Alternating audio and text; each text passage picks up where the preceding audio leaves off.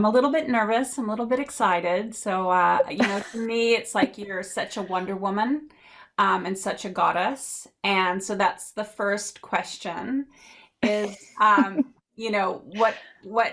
I always call Allison a goddess and she's so humble. She's like, I don't really see myself as a goddess. And I'm like, you're such a goddess. Look at you and your gold I Wonder know, Woman I put this jacket. on for you. So, what does the goddess mean to you, Allison? It is really interesting because I have said to you so many times how I do not relate to feeling that goddess energy, but putting myself in that situation and kind of trying to wear that label and that energy and feel into it. I think for me, being the goddess is self-acceptance.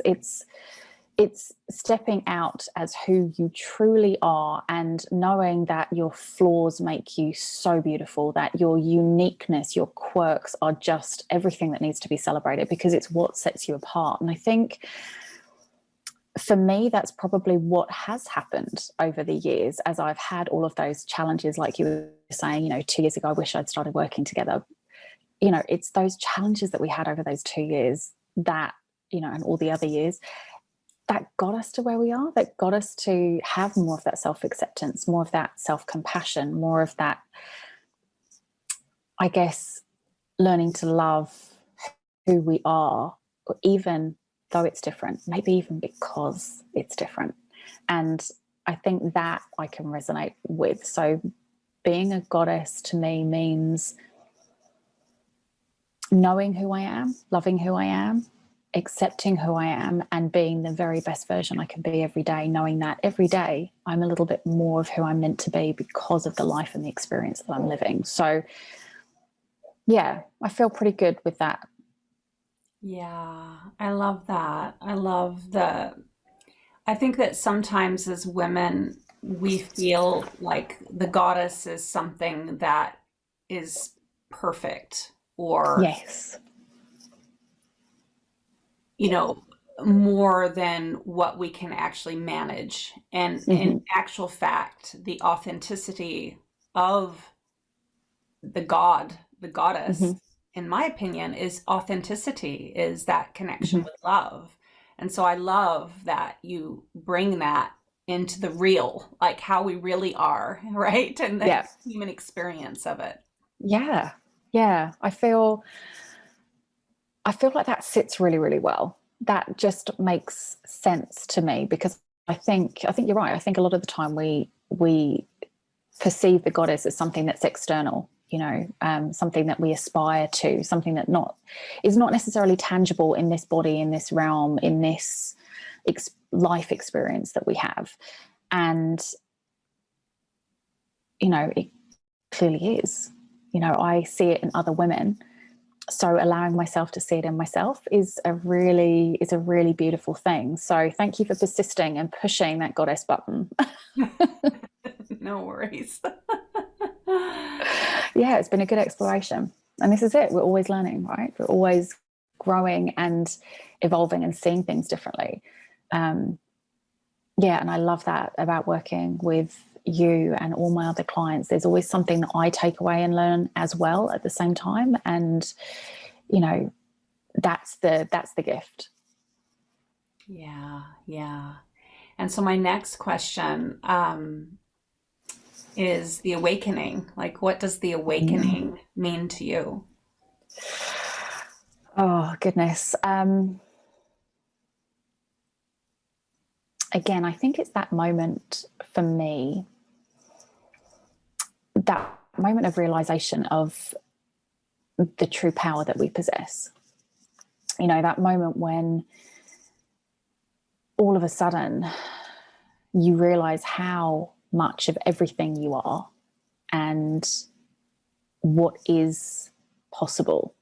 I think I've had many awakenings throughout my life, and each one of them has led me closer to that self acceptance and that self compassion and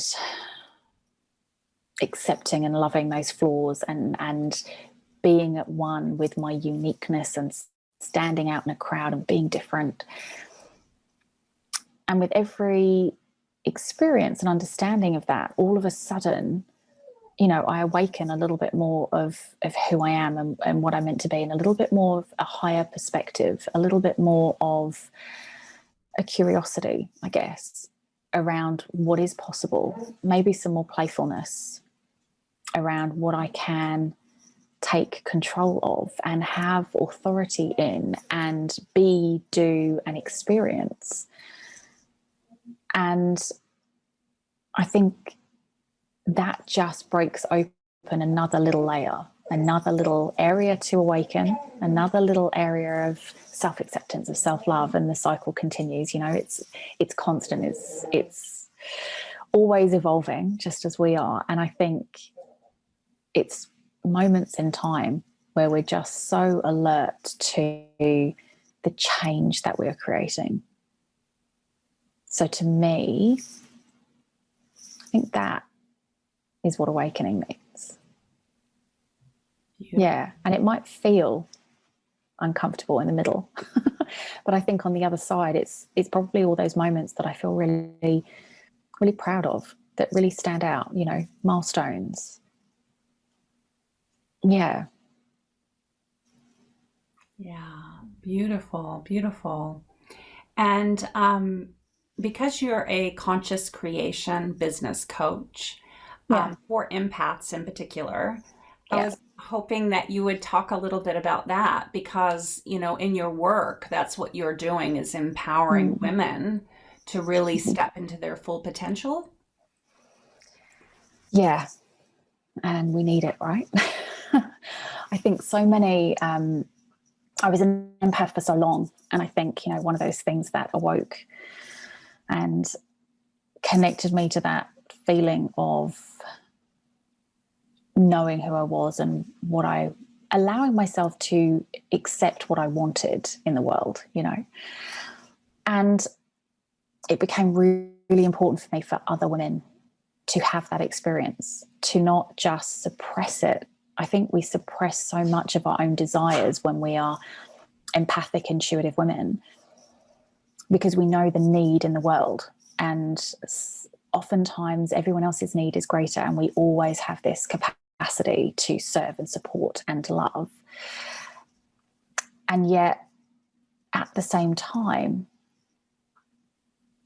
we are suppressed in our beliefs about how big that can become, how many people we can serve, what is the ability of taking what we are capable of doing, of what we most enjoy, and building, dare I say, an empire. I think I said empire once and you roared with laughter, and again, it means something different to everyone. And it's about defining that for ourselves and really taking that vision out into the world in a greater, grander sense. So I went on a mission to awaken other women to this powerful force that they have within themselves, and start to take strides to be the ripple that creates the wave. And that's how I like to see it. I mean, look, one little connection between you and I, and look at the good that is being created as a result of that. I get goosebumps when I talk about this.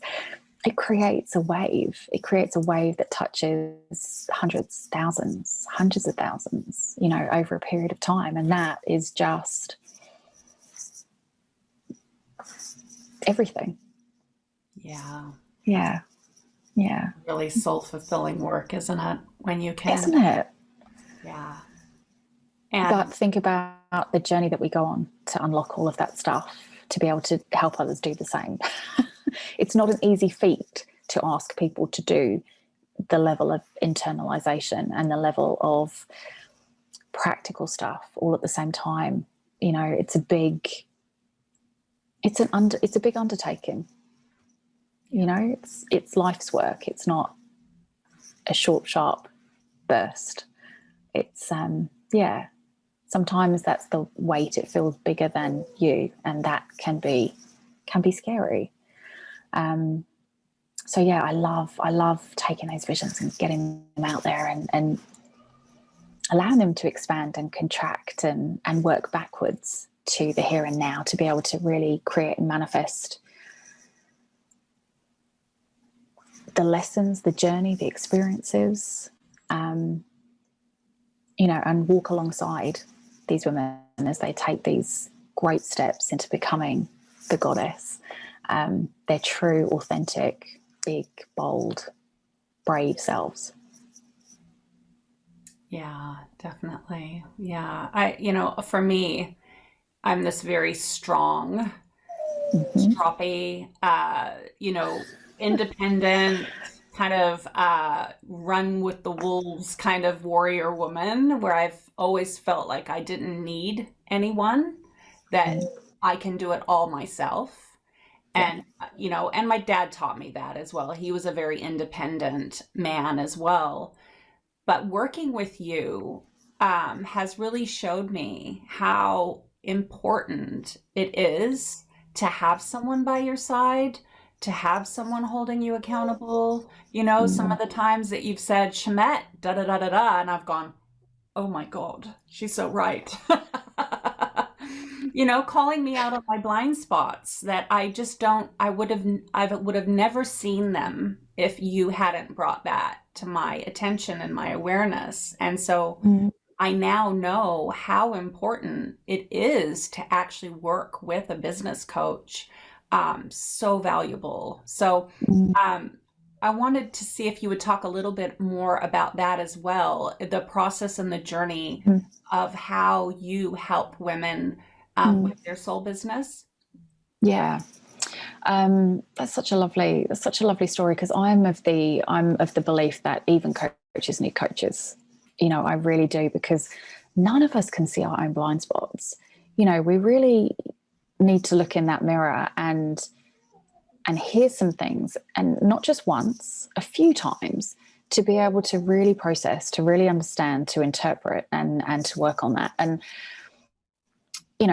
as we've done a lot of business stuff, but we've also done a lot of internal stuff and a lot of belief work and a lot of mindset alterations, and a lot of logical, practical steps and pattern building and all those kind of things, and just a greater understanding of perspectives from the group that we've been working in, because everyone gives a different viewpoint, and that's just so beneficial. So I guess the work that I do with women is really getting their sense of clarity in the very, very first instance, because you can't create something without knowing exactly where it is that you want it to go.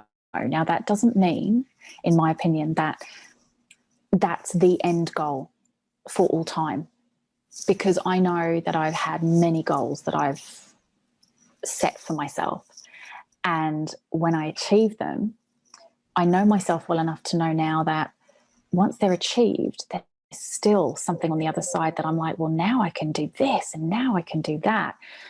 But without this goal, I never would have really believed that it was possible. So creating goals just shifts the goalposts going forwards.